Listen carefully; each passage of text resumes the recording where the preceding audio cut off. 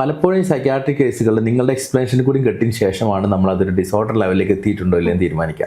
ആ എക്സ്പ്ലനേഷൻ അതിനെ ഫുൾഫിൽ ചെയ്യുന്നുണ്ടോ ഫിറ്റ് ചെയ്യുന്നുണ്ടോ എന്നുള്ളത് കൂടി നമ്മൾ താരതമ്യപ്പെടുത്തണം. അപ്പോൾ ഈ ക്ലിനിക്കൽ സിംറ്റംസ് അല്ലെങ്കിൽ കോറിലേറ്റ് ചെയ്യണം. നമ്മൾ സിംറ്റംസിനായിട്ട് കോറിലേറ്റ് ചെയ്യുന്നുണ്ടെങ്കിൽ മാത്രമേ നമ്മളൊരു ഫൈനൽ ഡയഗ്നോസിസിലേക്ക് എത്താൻ പാടുള്ളൂ എന്നാണ് പറയുക. അപ്പോൾ ഇത്തരം സാധനങ്ങൾ വാങ്ങിക്കൂട്ടുന്ന ഒരു പ്രവണത ഉണ്ട്. അത് പല കാരണങ്ങൾ, ചില പേഴ്സണാലിറ്റീസിൻ്റെ ഭാഗം ജനിതക കാരണങ്ങളായിട്ട് വരാം, പിന്നെ ആൻസൈറ്റി ഡിപ്രഷൻ്റെ ഒക്കെ ഭാഗമായിട്ട് വരാം, പിന്നെ അങ്ങനെ പിന്നെ നഷ്ടപ്പെട്ടുകൊണ്ട് നമ്മളെ എന്തെങ്കിലും ആളുകൾ, സ്വന്തപ്പെട്ട ആളുകൾ നഷ്ടപ്പെടുക, അവരുടെ പിന്നെ മരണങ്ങൾ, ഇതൊക്കെ ചിലപ്പോൾ ഇതിലേക്ക് എത്തിക്കാം. അപ്പോൾ അങ്ങനെയുള്ള സാധനങ്ങളൊക്കെ അയാൾക്ക് ഇഷ്ടമായിരുന്നു, അതുകൊണ്ട് അത് സൂക്ഷിക്കാനുള്ള പ്രവണത അങ്ങനെയൊക്കെ ഉണ്ട്. അല്ലാത്ത കേസുകൾ ഇപ്പോൾ നോർമലി നമ്മളിപ്പോൾ സ്റ്റാമ്പ് കളക്ഷൻ, അങ്ങനെ ചില പർട്ടിക്കുലർ ഇപ്പോൾ നിങ്ങൾ പറഞ്ഞ ചില പർട്ടിക്കുലർ കോയിൻ കളക്ഷൻ, അങ്ങനെ പലതും. അപ്പോൾ അതൊക്കെ നിങ്ങൾക്ക് അതിലൊരു പാഷനായിട്ട് നിങ്ങളുടെ ഒരു ഹോബി ആയിട്ടൊക്കെ മാറുന്ന കേസുണ്ട്. അത് നമുക്ക് അതിൻ്റെ എക്സ്പ്ലനേഷനോ അത് വെക്കുന്ന രീതി കണ്ടാലും അറിയാം. നിങ്ങൾക്ക് ചോദിച്ചാലും നിങ്ങൾക്ക് എടുത്തുതരാൻ പറ്റും.